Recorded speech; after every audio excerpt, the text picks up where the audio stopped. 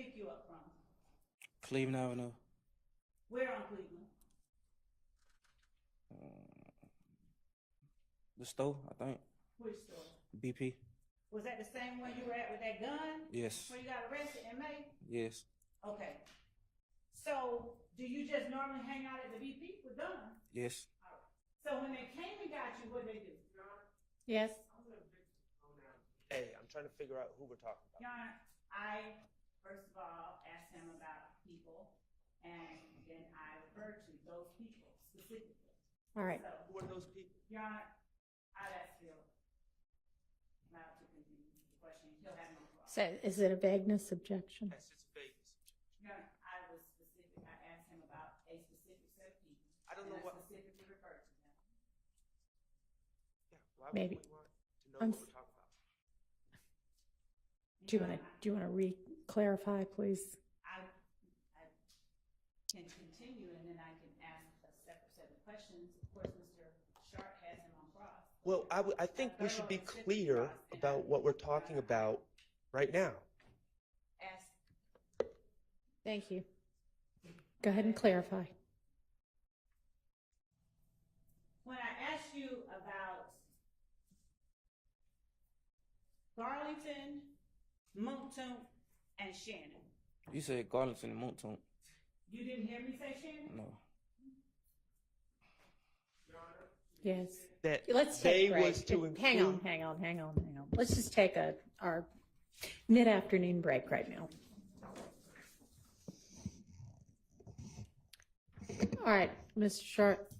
Your Honor, what just happened was completely dishonest, disingenuous, misleading, and gross.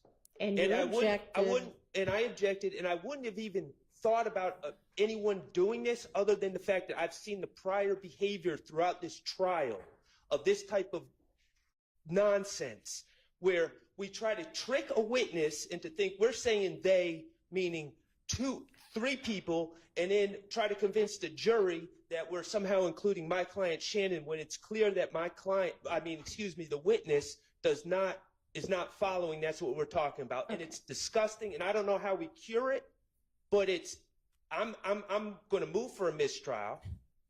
I think it was completely intentional. Obviously, it was calculated. Obviously, when I asked for clarification, I would think anyone seeking the truth would gladly clarify. I'm seeking the truth. I would gladly clarify. No, it's sheepish grin and then. All right, I understand your objection, and I understand what you were saying past that objection. Miss Love, I think one thing that, no, you need to listen. I think that one thing that needs to happen is when an objection is made and you are given an opportunity to respond and I make a ruling, even if that ruling is, please clarify, that you then need to obey what my order is instead of continuing to argue. Your Honor, when I ask for clarification and consideration, I believe that as an advocate and as a person who is actually representing the victims who have been victimized in this case and who is representing as much as actually more than an officer of this court, and I represent something, I believe that the state has as much right to express, to request, and to ask for consideration and for an allowance to ask the questions that it wishes to ask as the defense does. I believe, Your Honor, the objection that was made, and I understand what Mr. Schardt said, but there are a couple of things at play here. One, Mr. Schardt is well aware that Mr. Zachary has said that his client was with him. He has said it in the interview that I'm holding in my hand. He is not being honest with the court when he is claiming that Mr. Zachary had no idea what I was talking about. I literally said Shannon, Demikian, and Motu, and I asked him how close he was with each of them. Right, and then we went from that to his girlfriend, and then it was not unreasonable, and the objection could just be, vague, but it was not unreasonable to object to make sure that it was clear what the question was, who the they was in the question. And when I say clarify, that needs to be the end of it. And you need to ask a different question, rephrase the question, and let's move on. And there shouldn't be an issue with it. Yes, Your Honor. If the state is not allowed to ask for clarification or consideration, that I understand. I don't know what you mean by that. Your Honor, when I A ask clarification of my ruling, is that what you mean? when I ask for permission beyond what the court has instructed, I did not know that I should not do that, so I won't do that anymore. That's not what was going on. You're basically, it seems to say, I'm asking permission to do something other than what the court has just ordered me to do. And so if that's what it is, then no, you cannot do that. If you need clarification of a ruling, then of course you can ask that. And if you want reconsideration, then you can ask for that, but that does not need to go on in front of the jury. When I make a ruling, obey the ruling and move on. Yes, Your Honor. Okay. Your Honor, I really haven't heard any explanation for what happened. I think it was calculated. I'm moving for a mistrial. In the alternative, Your Honor, I do believe that there needs to be a curative instruction, or at least it needs to be clarified who they was. It doesn't matter what he said in the past. He lied in the past. I've already said that.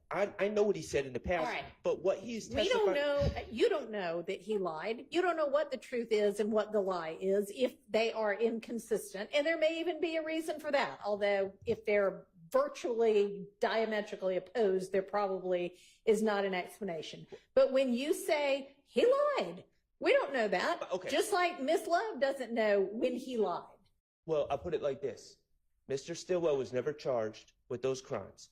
And Miss Love was not asking about what he said in 2015. She was asking about today. I understand. And today, he was clearly responding, they meaning Mr. Garlington, and, well, it's clear to me. I don't believe it's clear to the jury. Don't talk while he's talking. And I believe it needs to be clarified immediately because, of course, I will have an opportunity to cross, but I will probably not have an opportunity to cross for about 4 days. And I don't think we should be misleading the jury on direct. All right, I'm going to look back at what the transcript says. I mean, and Ms. Love, you may, given that there's now a motion for mistrial on the floor, in assertion that you did things purposefully, you may respond to that. I vehemently object to the mistrial. I vehemently object to any mistrial, and I beg the court to look at the transcript and see what I said right before I asked him the people that I just mentioned.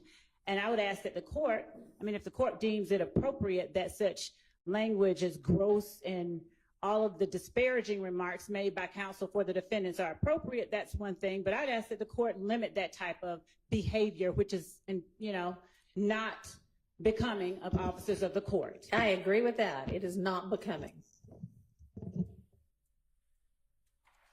All right, y'all can take a break if you want to. I'm going to take a look at this transcript. I do not think that there was anything nefarious and purposeful about trying to trick him into something other than what he'd been talking about. At the same time, I can see how it might have been, well, now, are you sure he knows that the people we were just asking about are the people that you're talking about, him now, you know, coming to pick him up? So a valid objection, it remains sustained. But the motion for mistrial is denied. I am not giving any kind of instruction. You can just fix it by asking the next question. All right, anything else on that? Your Honor, just for the record. Okay. Okay, and you use the mic too. Yeah, I understand. Yes, Your Honor, and I understand the court's ruling.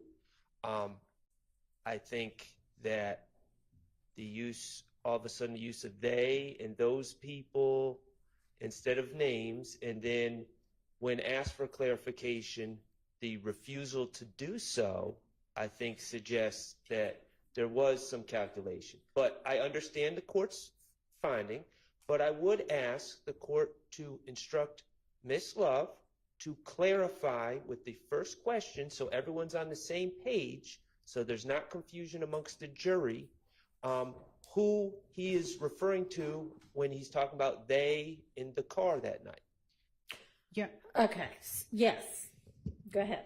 Actually, Your Honor, I think the court was about to say something more. I think I was probably gonna say maybe the same thing as you, but I have no idea, so go ahead. I was going to ask that the court read back the exact question that I had asked, and right before I said they. I'll have to find it again. So that wasn't what the court was going. So. All right, so after the questioning about where he and his girlfriend lived, you said you were close with, and obviously this is the real time. It's not the official transcript, but you said you were close with Munktunk or cool with Munktunk. All right, were you close with Munktunk in April 2015? Yes. Okay, and were you cooler with Munktunk than, say, Shannon? Yes. All right. Now, in April 2015, were you also cooler with Garlington? And I can't tell what the rest of that is. Yes. April 28th, 2015, do you remember being with those people? Yes. All right. And I have to, where? Back, some kind of car. I can't tell exactly. I don't know what kind of car. What'd you have in the car? A gun? How many? 2 or 3? Yes, ma'am. Okay, and what time did y'all get in the car together? Daytime or nighttime? Nighttime. Was it after 10 o'clock? Yes. All right. I mean, at this point, there's nothing that indicates he doesn't think that we're talking about the 3 people that she just asked about. Had either you or either one of the people you were in the car with been at Club Crucial earlier? I think they was. So how'd you end up in the car with them? And then the names don't always get, but somebody came to get you. Yes. All right. Why did you ask them to come get you? Because my head shot. And then something about where my cousin lived, Camp something or another, Campbellton. Why'd you tell them to come get you if you had your own vehicle? Because my girlfriend was in it. Your girlfriend was in yours. Yes. All right. I don't think, because I was going to get the car with the girlfriend, something. Did you have guns in the car? Blah, blah, blah. Were you wearing dreads at that time? No. Okay, so where did they pick you up from? Cleveland Avenue. Where on Cleveland? The store, I think. Which store? Same one you were at with the gun? Do you normally hang out at the store with guns? Yes. All right, and he came and got you. What did they do? Your Honor, I'm going to object. So, I mean, again, valid objection, but also not, not any kind of purposeful, oh, aha. So there's a live stream, and I reviewed the live stream. I'll also point out that nowhere in discovery, he says they were at the club, okay, in the testimony. It would have been easier to review the live stream. Yep. And Mr. Zachary said they were at the club. Mm-hmm. The state is very well aware, as am I, that even in prior statements, it is clear that, and Mr. Sledge's testimony, Mr. Sledge and Demekion Garlington were at the club. Mr. Stillwell is never alleged to be at the club at Club Crucial. So it is very clear that Mr. Zachary is referring to, when he says they, is referring to Mr. Sledge and Mr. Garlington. It is also very clear to me by the fact that Ms. Love repeatedly refuses to clarify that she wants the jury to believe that they also includes Mr. Stillwell, which is not what Mr. Zachary believes at this point. Okay. And I'm just going to ask that it be clarified with the first question, and then we can stop using pronouns. We're not going to stop using pronouns. I mean, that's just not how people talk. Well, but it's led to a mess. She had already been instructed to clarify before we took the break, and she's going to clarify. And Your Honor, I believe that Mr. Zachary already addressed that. The court can listen to the live stream or look at the transcript, but I think that I heard him say, because of Mr. Schart's, I don't know what that was, but Your Honor, yeah, he then said, I didn't hear you say Shannon. That's kind of how we left it. And so, Your Honor, to the extent that there are these dispersions being cast, these, I don't know, attempts for, I don't know. Yeah, that needs to stop. I mean, you don't know what's in Miss Love's head. You don't know why she's asking a particular question.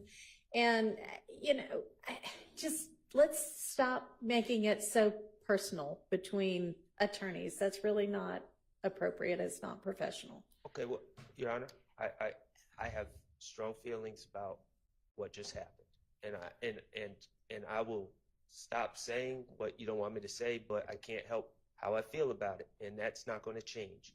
But I've also been accused of insinuated that I've been conspiring with a man that I've never spoken to in my life repeatedly, and let's so, everybody stop with the personal jabs against each other, to the extent anybody has been making them. Okay, all right. We don't need any more of this. Let's just get back on what we're doing. That's supposed to be based on facts. Okay, so you understand, if you're going to ask any more about this line of questioning, clarify who it is that you are asking him about. Yes, Your Honor, I understand that if I'm going to ask him any more about this question, I'll clarify All who right, I'm talking thank you. about. So we'll get Mr. Zachary out, and I'll let him know that if he finishes today, he can go home, and that I don't quite know where he's going to go otherwise. So let's do that. And yes. Your Honor, can I just make the court aware and ask for a court's ruling on what you just said about what I believe it was Miss Love asks about Mr. Zachary's father saying something, and she said earlier that it was said to Miss Love by the father that he has spoken with myself and Mr. Schardt. I'd ask that that not be gone into, not only is it hearsay, but I don't know the evil or the benefit of doing that, because I've done nothing wrong at all, nor did Mr. Schardt. I'll vouch for him. The second thing is Miss Love brought out from this witness that he purchased 2 or 3 guns from Arrowhead Pawn Shop. Yeah. One of those guns is found during the unlawful search of Mr. Williams' home on July 15, 2015. So I know I've done this. I know it's been ordered by the predecessor judge. I know it's been ordered by this court. I don't want to stand up and have to then say a mistrial and get a curative instruction if the mistrial is denied. That has to be just, in my opinion, just stayed away from the fact that that gun was found, or a gun was found in Mr. Williams' home. So I'm doing it now. May I respond to that, please? Your Honor? Yes.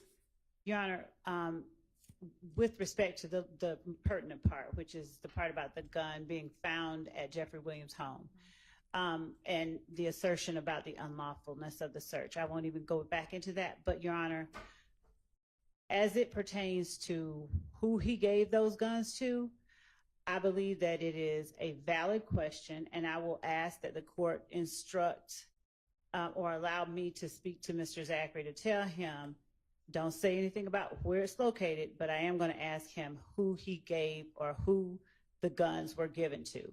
The fact that it was found at Jeffrey Williams' home doesn't mean he gave it to Jeffrey Williams. And even if he did give it to Jeffrey Williams' home, that doesn't imply or speak to the search of Jeffrey Williams' home. So the state should not be precluded from putting before the jury the fact that Mr. Zachary purchased guns for other members of YSL, and that he told detectives that he purchased guns for other members of YSL, and which guns he purchased. Okay. So yeah, all of that should be fair game.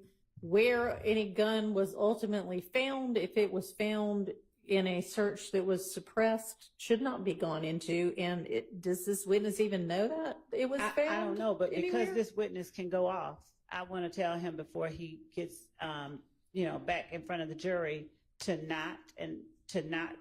I don't think he does. I have not spoken with him about his knowledge of that search.